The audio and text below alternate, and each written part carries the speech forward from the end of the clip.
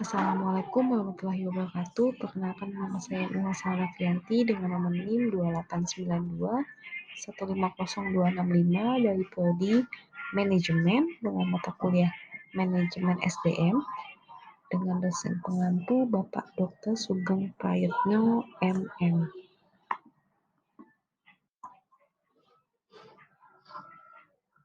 Saya akan menerangkan materi tentang pelatihan dan pengembangan. Pengertiannya, pelatihan atau training merupakan proses pembelajaran yang melibatkan perolehan keahlian, konsep, peraturan, atau sikap untuk meningkatkan kinerja tenaga kerja. Dimaksudkan untuk memperbaiki penguasaan berbagai keterampilan dan teknik pelaksanaan kerja tertentu, terinci dan rutin. Pengembangan atau development diartikan sebagai penyiapan individu untuk memikul tanggung jawab yang berbeda atau yang lebih tinggi dalam perusahaan, organisasi, lembaga, atau instansi pendidikan mempunyai ruang lingkup lebih luas dalam upaya untuk memperbaiki dan meningkatkan pengetahuan, kemampuan, sikap dalam sifat-sifat kepribadian. Jenis pelatihan dan pengembangan. Pelatihan keahlian. Pelatihan keahlian atau skill training merupakan pelatihan yang sering dijumpai dalam organisasi. Program pelatihannya relatif sederhana. Kebutuhan atau kekurangan diidentifikasi melalui penilaian yang jeli.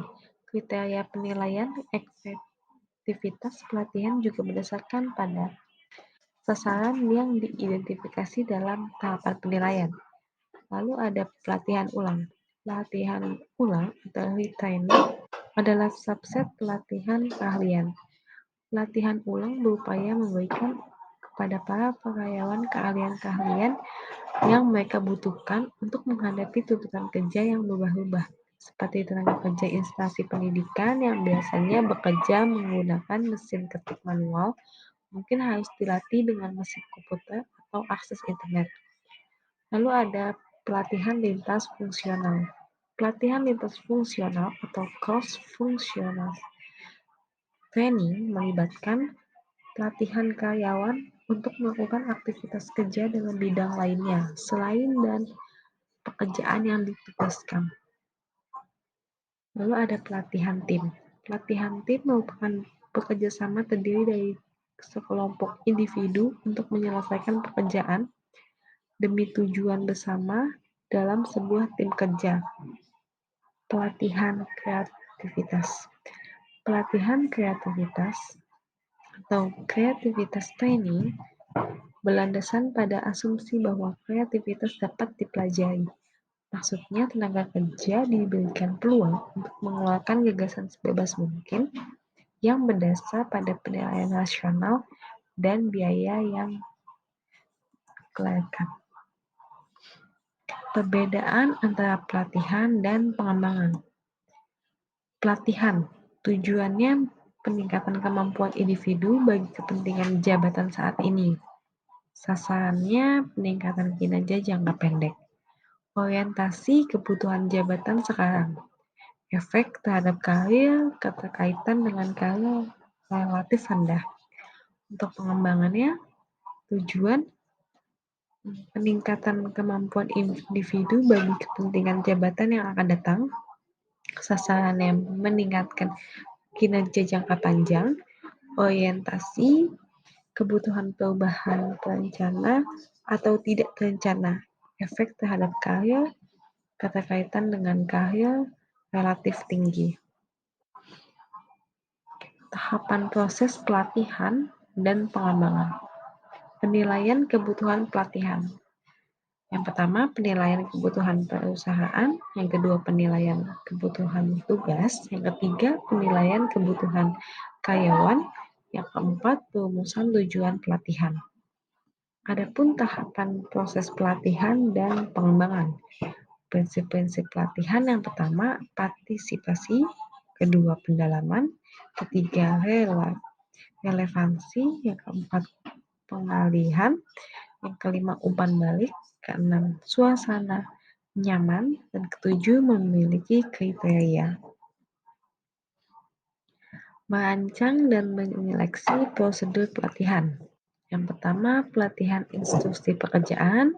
Kedua, perputaran pekerjaan magang dan pelatihan. Ketiga, kuliah dan presentasi. Keempat, permainan peran dan pemodelan perilaku. Kelima, studi khusus. Keenam, simulasi. Ketujuh, studi mandiri dan pembelajaran program. Kedelapan, pelatihan laboratorium. Dan 9, pembelajaran aksi. Tipe-tipe efektivitas program pelatihan. Yang pertama, reaction. Ukuran mengenai reaksi ini didesain untuk mengetahui opini dari para peserta mengenai program pelatihan. Usaha untuk mendapatkan opini para peserta tentang pelatihan ini terutama didasarkan pada beberapa alasan utama, seperti untuk mengetahui sejauh mana para peserta merasa puas dengan program, untuk maksud diadakannya beberapa revisi atas program pelatihan, untuk menjamin agar para peserta yang lain bersikap positif untuk mengikuti program pelatihan. Yang kedua ada learning. Informasi yang ingin diperoleh melalui jenis evaluasi ini adalah mengetahui seberapa jauh para peserta menguasai konsep-konsep pengetahuan, keterampilan-keterampilan yang diberikan selama pelatihan. Behaviors, perilaku dari para peserta sebelum dan sesudah pelatihan dapat dibandingkan guna mengetahui tingkat pengaruh pelatihan terhadap perubahan informasi mereka. Maka yang ini penting karena sasaran dari pelatihan adalah untuk mengubah perilaku atau performansi para peserta pelatihan setelah diadakannya program pelatihan. Lalu ada organization result. Tujuan dari pengumpulan informasi pada level ini adalah untuk menguji dampak pelatihan terhadap kelompok kerja atau organisasi secara keseluruhan. Yang terakhir ada cost effectivity. Ini dimaksudkan untuk mengetahui besarnya biaya untuk dihabiskan bagi program pelatihan dan apakah besarnya biaya untuk pelatihan tersebut terhitung kecil atau besar dibandingkan biaya yang timbul dari permasalahan yang dialami oleh organisasi. Tujuan pelatihan dan pengembangan yang pertama memperbaiki kinerja karyawan-karyawannya yang bekerja secara tidak memuaskan karena kekurangan keterampilan merupakan jalan utama pelatihan. Kendati pun tidak dapat memecahkan semua masalah kinerja yang efektif. Yang kedua, memperkirakan keahlian para karyawan sejalan dengan kemajuan teknologi. Yang ketiga, mengurangi waktu pembelajaran bagi karyawan agar kompeten dalam pekerjaan. Yang keempat, membantu memecahkan masalah operasional. Para manajer harus mencapai tujuan mereka dengan kelangkaan dan kelimpahan sumber daya. Kelangkaan sumber daya finansial atau sumber daya teknologis manusia.